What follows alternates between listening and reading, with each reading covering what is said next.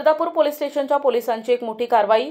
Police स्टेशनचे सहाय्यक police निरीक्षक प्रफुल्ल साबळे यांच्या मार्गदर्शनाखाली अवैध गुटखा वाहतूक करणारी टोयोटा इनोव्हा गाडी गुटख्यासहित जप्त। छत्रपती संभाजीनगर जिल्ह्यातील सोयगाव फाट्या औरंगाबाद जळगाव महामार्गावर एक टोयोटा इनोव्हा पांढऱ्या रंगाची गाडी अवैध गुटखा वाहतूक करत असताना फरदापूर पोलिसांना आढळून आली असता त्या गाडीची झडती घेतली असताना त्यात महाराष्ट्रात प्रतिबंधित अवैध बेकायदेशीर गुटखा आढळून आला। यामध्ये 62,440 रुपये किमतीचा लाल रंगाचा गोवा गुटखा आणि 66,000 रुपये किमतीचा जांभळ्या रंगाचा गोवा तसेच 72,000 रुपये किमतीचा लाल पांढऱ्या रंगाचा गोवा गुटखा तर 16,920 रुपये किमतीचा जर्दा सुगंधित तंबाखू तसेच 15 लाख रुपये किमतीची पांढऱ्या रंगाची टोयोटा इनोव्हा कंपनीची गाडी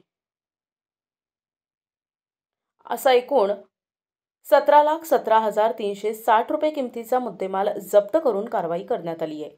अन्न आणि सुरक्षा अधिकारी मोहम्मद फरीद अब्दुल रशीद सिद्दीकी, अन्न आणि प्रशासन महाराष्ट्र राज्य छत्रपती संभाजीनगर अधिकारी यांच्या फिर्यादीवरून फरदापूर पोलीस स्टेशनमध्ये गुन्हा दाखल करण्यात आला। ही कारवाई सहाय्यक पोलीस निरीक्षक प्रफुल्ल साबळे यांच्या मार्गदर्शनाखाली करण्यात आली असून या प्रकरणी पुढील तपास पोलीस उपनिरीक्षक चंद्रशेखर पाटील हे करत आहेत।